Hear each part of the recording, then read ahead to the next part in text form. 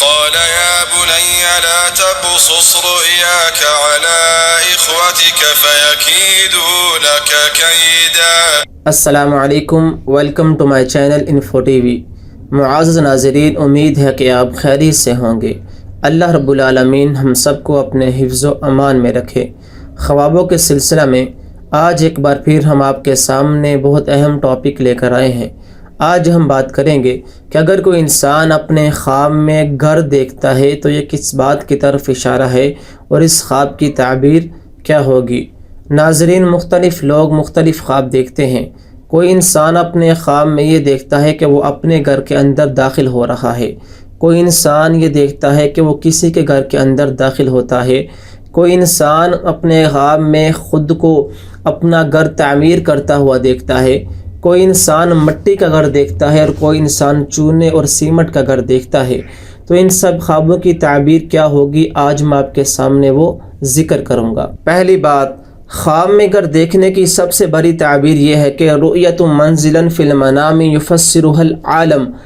خواب میں گھر دیکھنا یہ دنیا پر دلالت کرتا ہے۔ جیسا بھی گھر انسان اپنے خواب میں دیکھے اس کی تعبیر دنیا کے لحاظ سے ہوگی۔ دوسری بات، رؤیت منزلا جدیدا فی المنام۔ اب اگر کوئی انسان اپنے خواب میں خود کو اپنے نئے گھر کے اندر داخل ہوتا ہوا دیکھتا ہے یا پھر ویسے اپنا نیا گھر دیکھتا ہے کہ وہ محسوس کرتا ہے کہ یہ گھر نیا ہے، اس نے تعمیر کیا ہے یا پھر اس نے خریدا ہے، تو اس خواب کی تعبیر صاحب خواب کی حالت کے اعتبار سے ہوگی۔ اس کی دو تعبیریں ہیں۔ پہلی تعبیر، اذا کان الحالم فقیرا فسیکون ثریا۔ اگر وہ انسان فقیر ہے، جو انسان یہ خواب دیکھ رہا ہے کہ اس کا نیا گھر ہے، اگر وہ انسان فقیر ہے تو اللہ رب العالمین کی طرف سے اس کو غنی کیا جائے گا، اس کو مال عطا کیا جائے گا۔ خواب کے اندر اپنا نیا گھر دیکھنا، اگر وہ انسان غریب ہے، تنگ دست ہے، تو اللہ رب العالمین کی طرف سے اس انسان کو مال ملنے پر دلالت کرتا ہے۔ دوسری تعبیر، اذا کان الحالم حزینا فسیکون سعیدا۔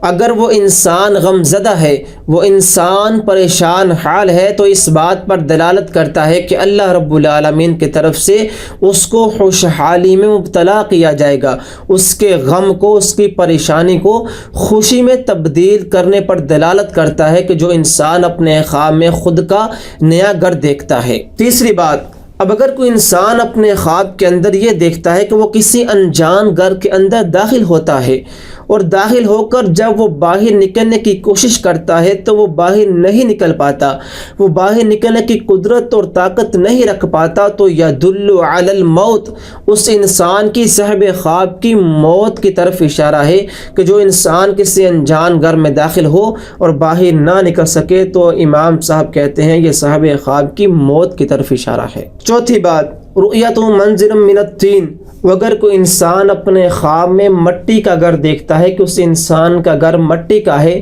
تو یہ اچھے انجام پر دلالت کرتا ہے کہ اس انسان کا انجام اچھا ہوگا۔ پانچویں بات، اس کے برعکس اگر کوئی انسان اپنے خواب میں چونے اور سیمٹ کا گھر دیکھتا ہے تو اس انسان کے سوء انجام پر دلالت کرتا ہے کہ اس انسان کا انجام برا ہوگا۔ چھٹی بات، اب اگر کوئی انسان اپنے خواب میں یہ دیکھتا ہے کہ وہ کسی گھر کے اندر، کسی انجان گھر کے اندر داخل ہو جاتا ہے اور وہ اس سے آسانی کے ساتھ یا پھر مشقت اٹھا کر باہر نکل جاتا ہے، تو اس بات پر دلالت کرتا ہے کہ یہ انسان اگر بیداری کے اندر بیمار ہے تو اس بات پر دلالت کرتا ہے کہ یہ انسان بیماری کی وجہ سے قریب الموت ہو کر صحت یاب ہو جائے گا۔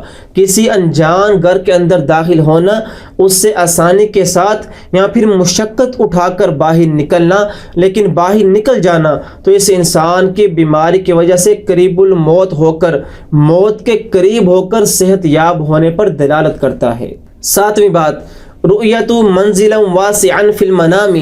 اب اگر کوئی انسان اپنے خواب میں اپنا ایک وسیع و عریض گھر دیکھتا ہے، اپنا وسیع و عریض مکان دیکھتا ہے، تو اس بات پر دلالت کرتا ہے کہ یہ انسان سخاوت کرنے والا ہے یا پھر یہ انسان اپنے مستقبل میں سخاوت کرے گا۔ اور اس کی دوسری تعبیر یہ ہے کہ یہ انسان مالی وسعت عطا کی جائے گی، اس انسان کو اللہ کی طرف سے زیادہ اور کثیر مال عطا کیا جائے گا۔ آٹھویں بات، رؤیت منزلا ضیق فی المنام، اب اگر کوئی انسان اپنے خواب میں اپنا تنگ گھر دیکھتا ہے کہ بہت زیادہ تنگ گھر ہے اس انسان کا، تو اس انسان کے بخل ہونے پر دلالت کرتا ہے کہ یہ انسان بخیل ہے۔ 9ویں بات، اب اگر کوئی انسان اپنے خواب میں یہ دیکھتا ہے کہ اس کے گھر کے اندر کوئی انجان شخص داخل ہو چکا ہے، تو اس بات پر دلالت کرتا ہے کہ وہ انجان شخص اس گھر کے رازوں سے باخبر ہے، وہ انسان اس گھر کے رازوں کو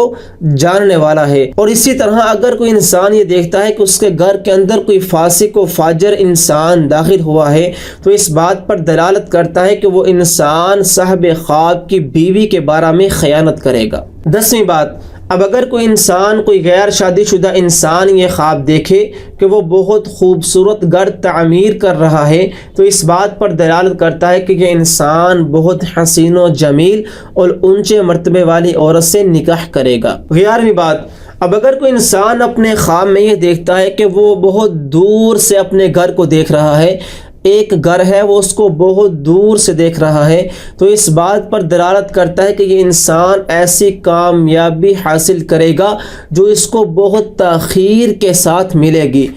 ایسی کامیابی پر دلالت کرتا ہے دور سے اپنا گھر دیکھنا جو انسان کو تاخیر کے ساتھ حاصل ہوتی ہے۔ 12ویں بات، اب اگر کوئی انسان اپنے خواب میں یہ دیکھتا ہے کہ دوسرے گھروں کے ساتھ اس کا مٹی کا گھر ہے، تو اس بات پر دلالت کرتا ہے کہ یہ انسان حلال کمائی کھانے والا ہے اور یہ انسان حلال طریقے سے مال کمانے والا ہے۔ اور اسی طرح اگر کوئی انسان دوسرے گھروں کے ساتھ ساتھ اپنا گھر چونے اور سیمنٹ کا دیکھتا ہے، تو اس بات پر دلالت کرتا ہے کہ یہ انسان حرام طریقے سے مال کمائے گا۔